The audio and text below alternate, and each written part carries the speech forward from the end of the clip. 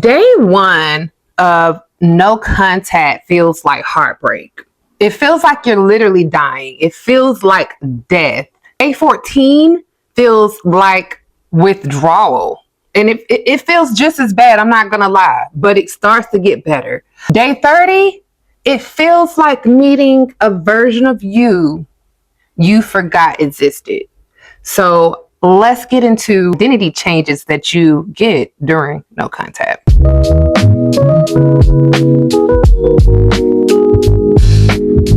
Hey love, I'm Laquana McIntyre. Welcome to the Solo Women Collective. I help women rebuild the identity that kept choosing the wrong men, okay? And as I explained in the beginning, this video is talking about the day-by-day identity shift that you are going to feel during your no contact journey. Some may ask, sis, how do you know? How do I know? Because I am a living testimony, okay? I went through it, okay? So I'm not new to this. I am true to this. And I've helped other women during their 30-day no contact journey. So I understand what you are going through.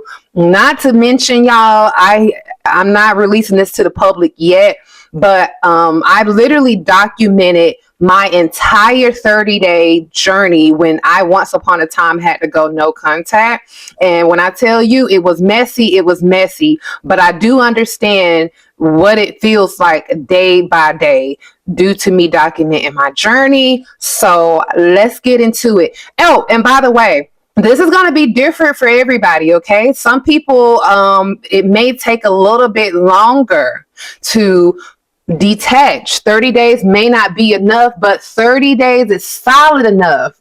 It's solid enough where you start to feel somewhat of a change if you make it through the entire 30-day system. So let's talk about day 1 through 3. This is when you first decide, I'm tired, I'm fed up, I don't want to talk to you anymore. This is literally the identity shock, okay? This is when your anxiety spikes and your old self starts searching for reassurance, okay? So again, this is day 1 through 3. I want you guys to understand this, okay? Day 1 through 3 is honestly, it's not the hardest. It's not, because you know how it is when you first start something. It's just like a diet. Okay, so when you first start the diet, you're all excited and you're pumped up and you feel like, I can do this. You know why you feel like you can do that? Because the adrenaline is there. Okay, you got your mind made up. You're like, I'm sick and tired of this, you know? And you don't think about the journey and what you're going to feel and the discipline that has to kick in down the line. You don't think about the consistency that it's going to take until the days consistently keep going. And you start to realize, oh. So again, the anxiety does spike, but day 1 through 3 feels kind of like empowered, but sadness at the same time. And again, this is the time frame where you're literally still in shock. Like, oh my gosh, I can't believe that I'm doing this. So you may very well be obsessively crying during this phase because of the shock, or you may be excessively happier because you feel so empowered and the adrenaline is up. But again, this is when you're going to be looking for that reassurance just to make sure, did I really make the right decision? Maybe it was me. All right, so let's get into day 4 through 7 on what you're going to be feeling. Now, this is your identity withdrawal, okay? This is when you're going to start having those cravings, okay? You're going to romanticize the memories. You're going to go through emotional bargaining, okay? So emotional bargaining is you literally in your mind, you're bargaining with yourself like, well, maybe I can deal with that. You know, maybe I was tripping. Maybe I overreacted. Maybe it will be okay. Well, maybe 3 days was enough. Maybe 5 days were enough. I don't need to go the entire 7 days. He probably gets it by now. Now, whenever you start doing that, that is that is when you start thinking about the wrong things. Okay.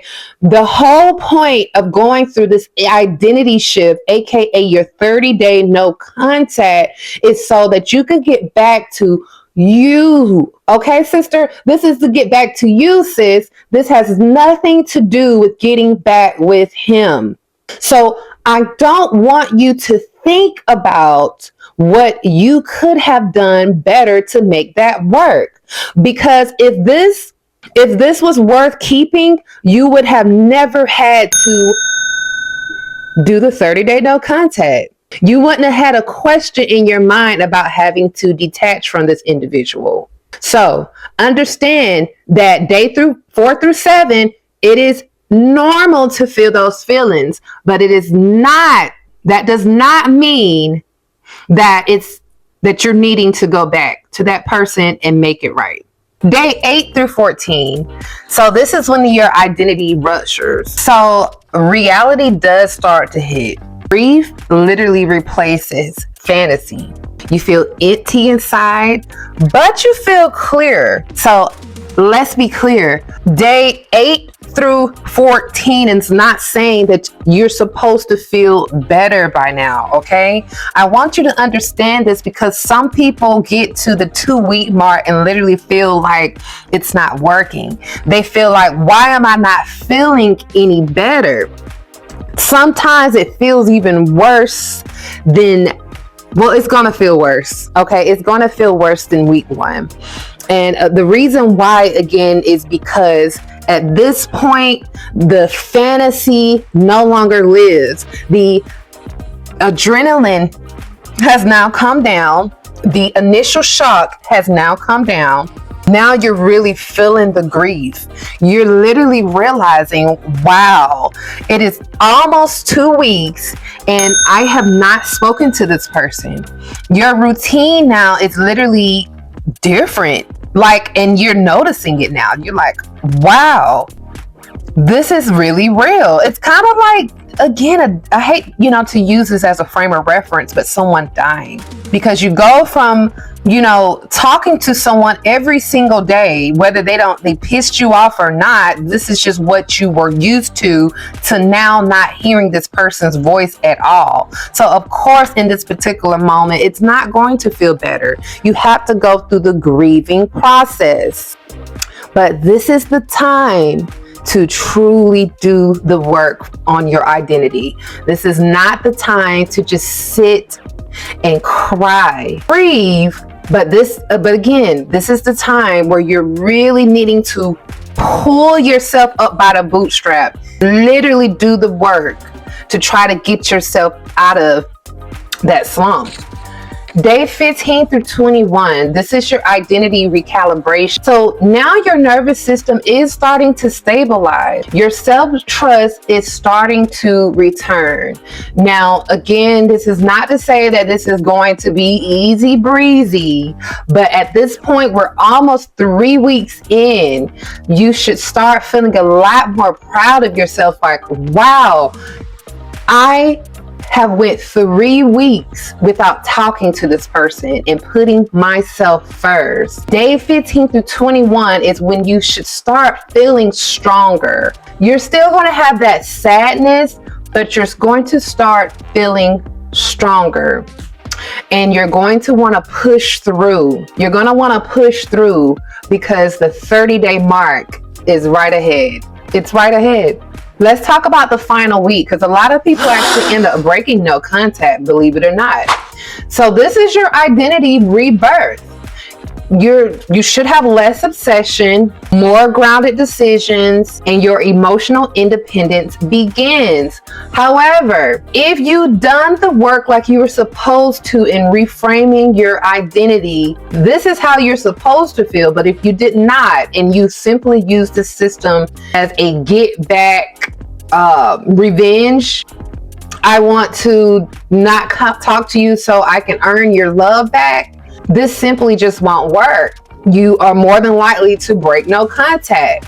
Because instead of actually looking at it from a standpoint of I'm building myself up, you're literally now just counting down the days to whenever you can talk to this person again. And so when the closer the 30-day mark gets, the more anxious you become. It's like if you have an amazing trip planned, the closer that it gets to the trip, the more anxious and excited you get. And it's like you get so antsy that you're like, you know what, I gotta go now. Well, it's kind of like the same, you know what I'm saying? If you're, looking at this as the guy or the girl being the reward at the 30-day mark, instead of looking at your identity rebirth as the reward, then that's what you're going to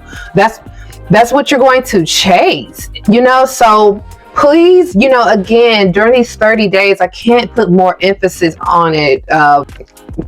Once again, y'all, tongue-tied. I don't know why I'm always getting tongue-tied, but I can't put more emphasis on it than I already have, okay? During 30-day no contact, it is imperative to treat this as an identity rebirth and not as a tool to get someone back that hurt you in the first place. All right, so I want to end the video on this note, guys. I want you to keep in mind again that no contact is not about waiting for him. During this time frame, I want you to become unrecognizable to the version of you that chased that person. That's what this is all about. All right, sis. So I want you to listen up. Your healed era isn't coming. You're stepping into it right now. If you're watching this video and it woke you up or woke something up in you, then I want you to hit the subscribe button, because I am here to help you break identities, not just break no contact. And if you're done entertaining drama, I want you to go grab your free 7-day pre-breakup survival reset. It's the first step into the detachment diary method, the system that turns emotional spiraling into soft power. The link is in the description. So I want you to handle your heart like the luxury that it is. And I'll see you in the next video. Bye-bye.